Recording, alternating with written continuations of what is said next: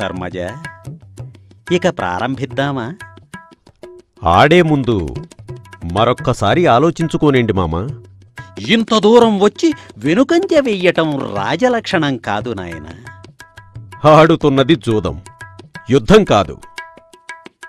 ఇది కూడా ఒక రకమైన యుద్ధమే, వెనుకాడరాదు. సరే, నేను సిద్ధమే. సుయోధనుడు సిద్ధమేనా? సిద్ధమే. కాని మా తరఫున మా అనుంగు మామ శకుని ఆడతారు. మరి పందెం ఏమిటో? నా కోశాగారంలోని బంగారం మొత్తం పందెంగా పెడుతున్నాను. మేము బంగారమే పణంగా పెడుతున్నాం. మొదట మీరే కానివ్వండి. ఎన్ని? 3. ధర్మనందన, గెలుపు మాదే. పందెం నా వద్ద ఉన్న మణిమరకత మాణిక్య రత్నరాసులన్నీ పణంగా పెడుతున్నాను. మేము అంతే. ఎంత? 6.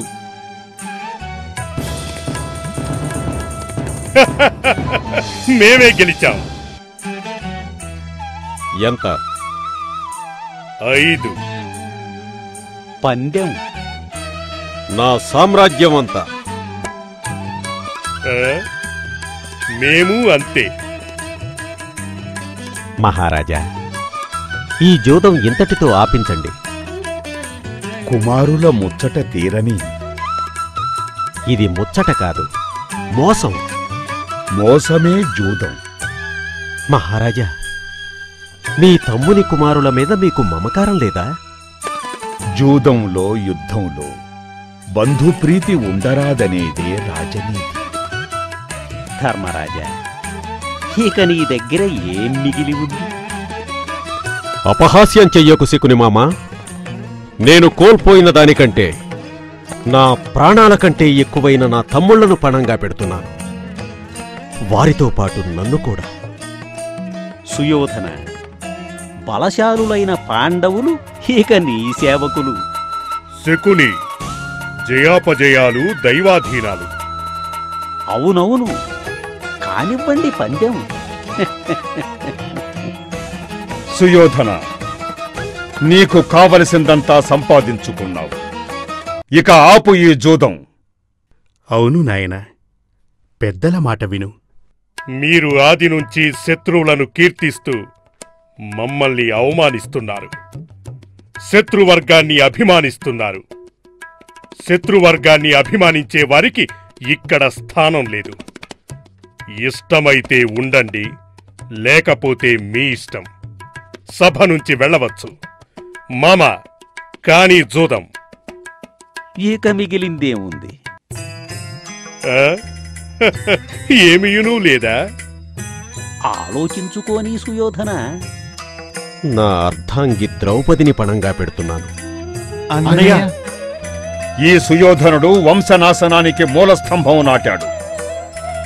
ఇక మారణ హోమం తప్పదు. ఇంకే అఘాయత్యం చేయనున్నాడో ఈ సభ విడిచి వెళ్లడం ఉత్తమం.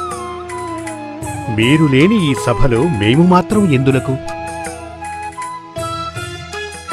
ధర్మనందన, సర్వస్వం కోల్పోయావు. పందానికి పట్టెడు మెతుకులు కూడా లేవు నీ వద్ద. ఇక సుయోధనుని దయాభిక్షతో బ్రతకండి. శకుని, ఆపు నీ ప్రేలాపనలు. భీమసేన, మీరు నా బానిసలు. బానిసలకు అహంభావం కూడదు. సేవకుల ధర్మం రాజుని సేవించుటయే. మిత్రమా సుయోధన, ఇక నుంచి నువ్వు ఏకఛత్రాధిపతివి. అవును, ఏకఛత్రాధిపతిని.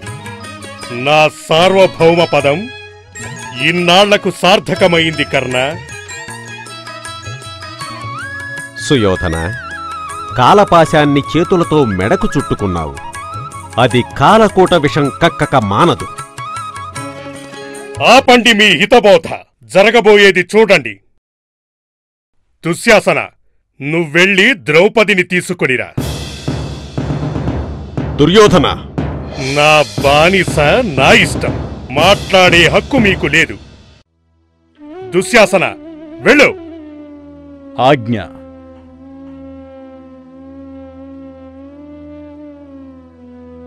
ద్రుపదరాజపుత్రి, నిన్ను రాజరాజు సభకు తోడ్కొని రమ్మన్నారు. ఎందుకు? నీ భర్త నీతో సహా సర్వస్వం జూదంలో ఓడిపోయాడు. తానోడి నన్నోడెనా?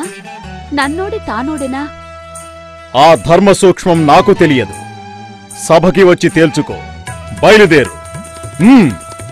నేనిప్పుడు ఏకవస్త్రను, రాతగను. ఏ వస్త్రమైనా ఇది రాజాజ్ఞ, ధిక్కరింపతగదు. దుశ్శాసన, నా మాట విను. అసహాయురాలను దుర్యోధనునకు నా మాటగా చెప్పు.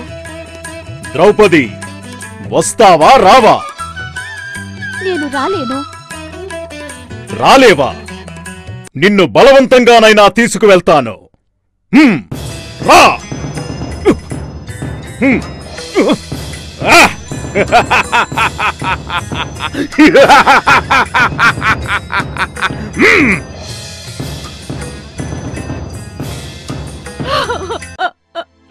సుయోధన, నేను ఏకవస్త్రను, రజస్వలను. ఈ సభాభవనము అపవిత్రం కాకూడదు. నన్ను విడిచిపెట్టమని మీ తమ్ముడికి చెప్పండి. నువ్వు మా దాసివి కనుక మా ఇష్టం. ఎంతమంది సదస్సులలో నన్ను రక్షించేవారే లేరా? భరత వంశం భగ్నమైపోయిందా? అందరూ నిస్సహాయులేనా? పరమేశ్వర, లోకరక్షక, జగన్నాథ, ఏమిటి అన్యాయం, ఏమిటి అక్రమం?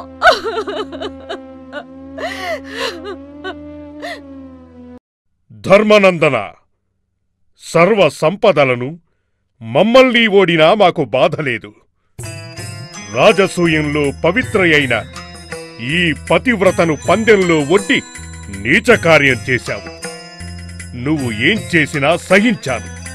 కాని ఈ దారుణం క్షమించరానిది. సహదేవా, అగ్ని తీసుకురా. ద్రౌపదిని దహించివేసి నేను దహనమవుతాను. అగ్రజ, ధర్మనందనుని నిందించడం తగదు. ఓర్పు వహించు. మహారాజా, ఈ జూదంలో ధర్మరాజు తన్నోడి నన్నోడెనా, నన్నోడి తానోడెనా? విశదపరచండి. జూదంలో తన్నోడిన వ్యక్తి మరొకరిని పందెం పెట్టే అర్హత లేదు. పరధనాన్ని పణంగా పెట్టే అధికారం జోదరికి లేదు. నిజమే అయితే ధర్మనందనుడు ఎలా పెట్టాడు? ఆ మాత్రం ధర్మ సూక్ష్మం ఆయనకు తెలియదా? ఆయన్నే వివరణ ఇవ్వమనండి. ప్రభు, వారడిగిన ప్రశ్నకి సమాధానం చెప్పండి. నా భార్యని పణంగా పెట్టే హక్కు నాకు లేదని చెప్పండి. భార్య భర్త అధీనం.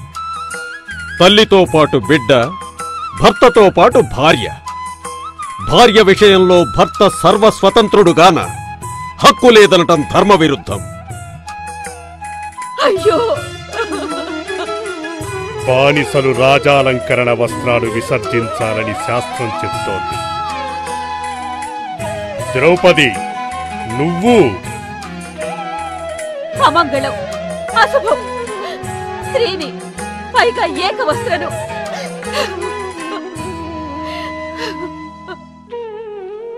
దుశ్శాసన, చూస్తావే కాని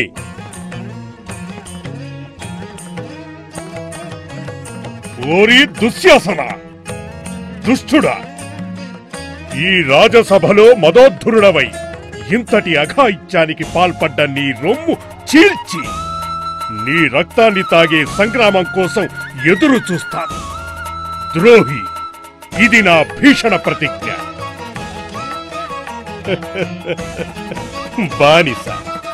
బానిస ప్రతినంలో పస ఉండదు. ఆ బంధకి పరాభవం కనులారా చూడు. ఇందరు ధర్మవేత్తలున్న ఈ సభలో ధర్మరక్షకులే కరువయ్యారా? హే కృష్ణ, దీన బాంధవ, నీవే నాకు దిక్కు, నీవే నా శరణు. కాపాడు కాపాడు కృష్ణ.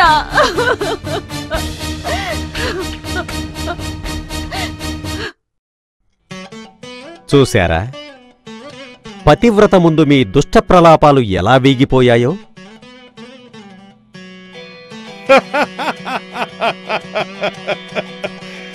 ఎవరు పతివ్రత? ఈమెయేనా పతివ్రత?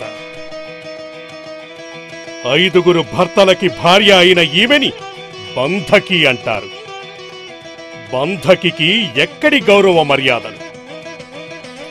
ఏయ్ బంధకి, ఇటురా, ఇక్కడ కూర్చో. ఊరి దుర్మదాంధ దుర్యోధన, నా సతిని నీ తొడ మీదకి ఆహ్వానించావు. నీ తొడను విరుగగొట్టి రణరంగంలో రక్తధారులు చిమ్మించకపోతే నేను పితృదేవతల గతి తప్పిన వాడనవుతాను. నాయనా, ఈ దురాగతం ఇక ఆపండి. రాజువయ్యుండి ఈ ఘోరం జరుగుతుంటే మౌనం వహించటం రాజధర్మం కాదు. నీ కుమారులకు బుద్ధి చెప్పి ఆ పతివ్రతకి క్షమాపణ చెప్పు. దుర్యోధన, నీ కోరిక తీరిందిగా, ఇక ఆపు. అమ్మా ద్రౌపది, వాళ్ల మూర్ఖత్వాన్ని గురించి విచారించకు. నీలాంటి ఉత్తమ గుణవతి ఏం కోరినా ఇవ్వవలసిందే. 3 వరాలిస్తాను, కోరుకో. నా భర్తలను బంధ విముక్తుల్ని చెయ్యండి. చేస్తాను. వారి ధనుర్బాణాలు ఇప్పించండి. ఇచ్చాను. 3వ వరం? క్షత్రియకాంత 2 వరాలే కోరుతుంది.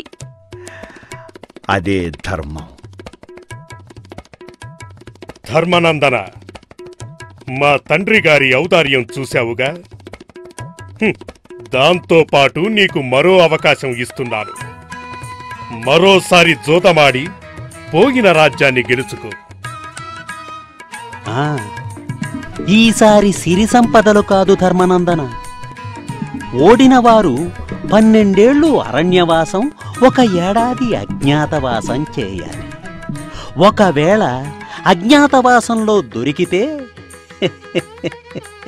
మళ్ళీ అరణ్యవాసం, అజ్ఞాతవాసం. సమ్మతమేనా ధర్మనందన? మాకు అంగీకారమే. అన్నా ధర్మనందన, రెచ్చగొడుతుంటే వెనుదిరగటం శౌర్య లక్షణం కాదు. రండి, ఆడదాం.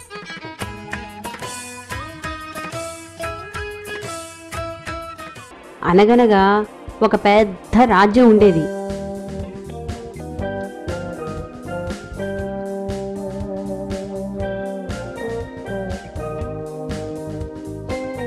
అందులో రాజుకి